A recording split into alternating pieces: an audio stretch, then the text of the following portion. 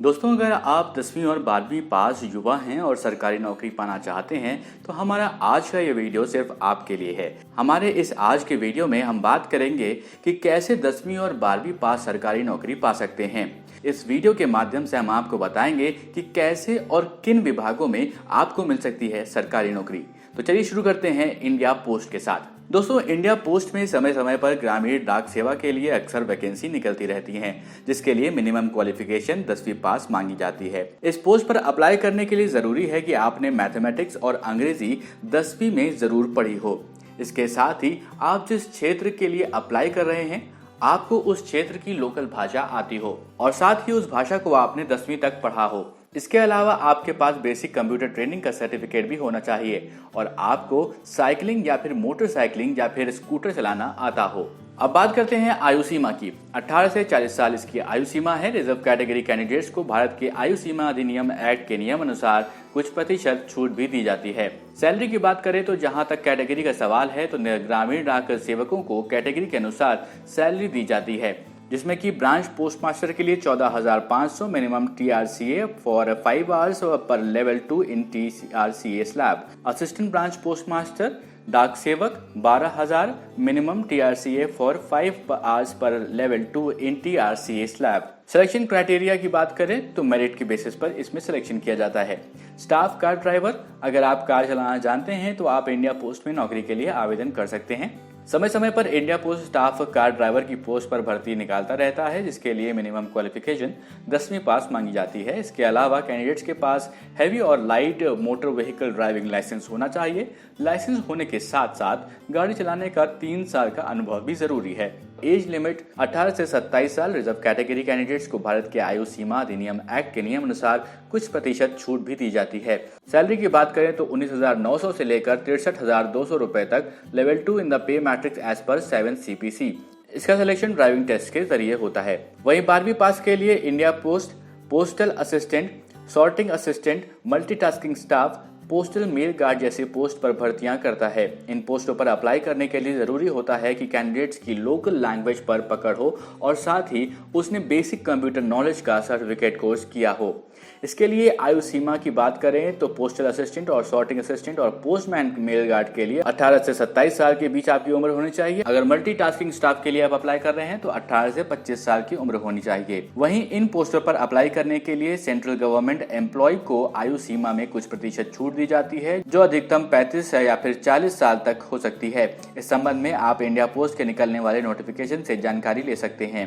Salary की बात करें पोस्टल असिस्टेंट और सॉर्टिंग असिस्टेंट की तो 25,500 से लेकर 81,100 रुपए होती है, जो कि लेवल 4 पे मैट्रिक्स के अनुसार दी गई है। पोस्टमैन या फिर मेल गार्ड की अगर बात करें तो 21,700 से लेकर 69,100 रुपए लेवल 3 इन पे मैट्रिक्स और मल्टीटास्किंग स्टाफ के लिए 18,000 से 56,900 रुपए होती है लेवल 1 इन पे मैट्रिक्स की बात करें तो। अगर हम रेलवे की बात करें यहाँ पर तो रेलवे देश की सबसे बड़ी रिक्रूटिंग ऑर्गेनाइजेशन है, जो समय समय पर बड़ी संख्या में रिक्तियां निकालती रहती है। इन रिक्तियों में ग्रुप ए से लेकर ग्रुप डी तक के सभी पोस्ट आते हैं। 10वीं और 12वीं के लिए निकलने वाली वैकेंसियां ग्रुप सी और ग्रुप डी के अंतर्गत आती हैं, जिनमें की apprentice, hospital attendants, lab assistant, radiographer, assistant loco pilot, typist जैसे कई पोस्ट शामिल हैं। जहां तक आयु सीमा का सवाल है तो इन वैकेंसीज पर 18 से 42 साल के कैंडिडेट्स अप्लाई कर सकते हैं। आइए अब जानते हैं पोस्ट वाइज इन वैकेंसियों के लिए आयु सीमा के बारे में। अप्रेंटिस के लिए 15 से 24 साल के बीच आपकी उम्र होनी चाहिए। हॉस्पिटल अटेंडेंट के लिए आप अप्लाई कर रहे हैं तो 18 से 30 साल के बीच में आपकी उम्र होनी चाहिए।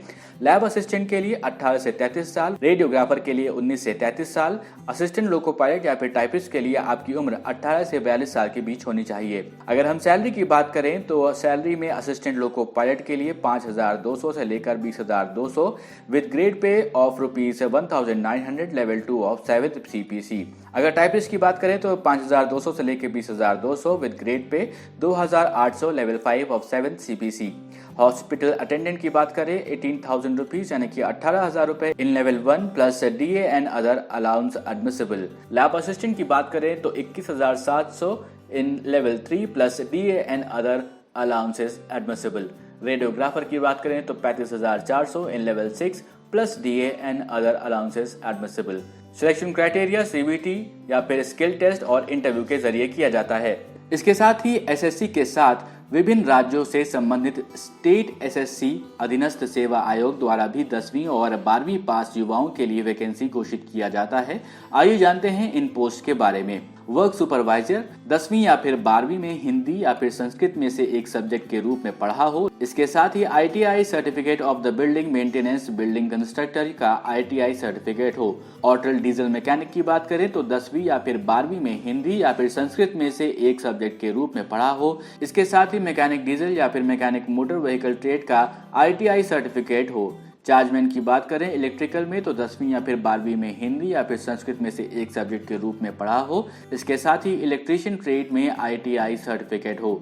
सर्वेयर की बात करें तो 10वीं या फिर 12वीं में हिंदी या फिर संस्कृत में से एक सब्जेक्ट के रूप में पढ़ा हो। इसके साथ ही कंप्यूटर नॉलेज और सर्वेयर ट्रेड में ITI सर्टिफिकेट हो। आयु सीमा की बात करें तो वर्क सुपरवाइजर और auto diesel mechanic surveyor chargeman के लिए 17 से 42 के बीच में आपकी उम्र होनी चाहिए। सैलरी की बात करें तो वर्क सुपरवाइजर के लिए पे बैंड 1 के अनुसार 5,200 से लेकर 20,200 रुपए तक plus grade pay 2,400। Auto diesel mechanic के लिए पे बैंड 1 के अनुसार 5,200 से लेकर 20,200 plus grade pay of 2,400। Surveyor की बात करें तो पे बैंड 1 के अनुसार 5,200 से लेकर 20,200 plus grade pay of 2,400। Chargeman की बात करें इलेक्ट्रिकल में तो पे बैंड 1 के अनुसार 5,200 से 20,200 प्लस ग्रेड पे ऑफ 2,400 रुपए। आपको बता दें कि ये वैकेंसियां या फिर आयु सीमा स्टेट एसएससी के आधार पर बदलती रहती हैं। आप किसी भी पोस्ट पर अप्लाई करने से पहले संबंधित एसएससी की नोटिफिकेशन को जरूर पढ़ें। आप इन वैकेंसीज के बारे में संबंधित संगठनों की ऑफिशियल वेबसाइट्स, रोजगार समाचार या फिर जागरणजोश.com से लेटेस्ट नोटिफिकेशन के बारे में जानकारी हासिल कर सकते हैं। आपको ये वीडियो पसंद आया हो तो इस वीडियो को लाइक करें, इस वीडियो को अपने दोस्तों के साथ भी शेयर करें और यूं ही देखते रहें जागरणजोश.com।